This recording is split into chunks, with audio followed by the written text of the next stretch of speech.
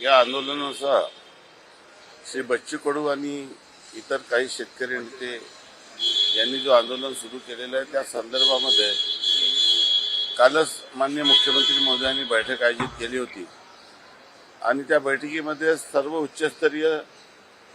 मंत्रालयाच्या सर्व विभागाच्या सचिव आणि मंत्री यांना बोलवण्यात आलं होतं, परंतु माननीय बच्चू कडू साहेब आणि इतर जी काही शेतकऱ्यांचे नेते आहेत ते काही मुंबईला त्यांना येणं शक्य नव्हतं. म्हणून आज माननीय मुख्यमंत्री महोदय यांनी यांचा निरोप घेऊन मी या ठिकाणी आलेलो आहोत की त्यांनी सरकार या सर्व विषयावर सकारात्मक चर्चा करायला तयार आहे आणि सरकारतर्फे मी आणि सहकार राज्यमंत्री श्री पंकज भोयर हे देखील येत आहे. मी त्यांची वाट पाहत आहे. मी पुण्याला होतो, मला तिथं निरोप मिळाल्यास मी लगेच विमान पकडून नागपूरला आलेलो आहो आणि आत्ताच मी पंकज भोयर साहेब यांची वाट पाहत आहे आणि सरकारतर्फे आमची सर्व शेतकरी बांधवांना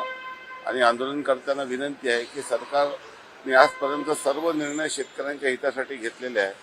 आणि शेतकऱ्यांच्या सर्व प्रश्नावर आणि दिव्यांगाच्या सर्व प्रश्नावर सकारात्मक निर्णय घेण्यासाठी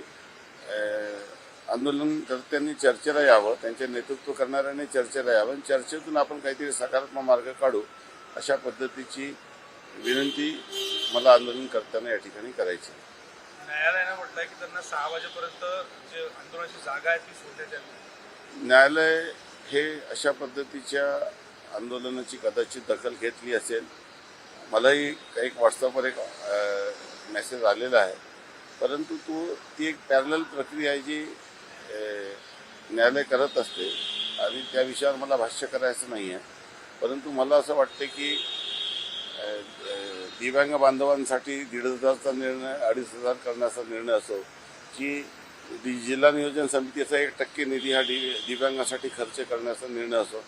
सरकारने आजतागायत दिव्यांग आणि शेतकऱ्यांच्या हितासाठी जितके निर्णय विद्यमान सरकारने केलेले आहे ते आजपर्यंत घेतलेल्या निर्णयापेक्षा जास्त मोठे आणि महत्त्वाचे आहे आणि अजून जे काही आंदोलनकर्त्यांची मागणी आहे त्या मागणीच्या संदर्भामध्ये सरकार निश्चितच सकारात्मक विचार करेल. मी नागपूरला आलेलो आहो, पंकज भोयर साहेब यांची वाट बघत आणि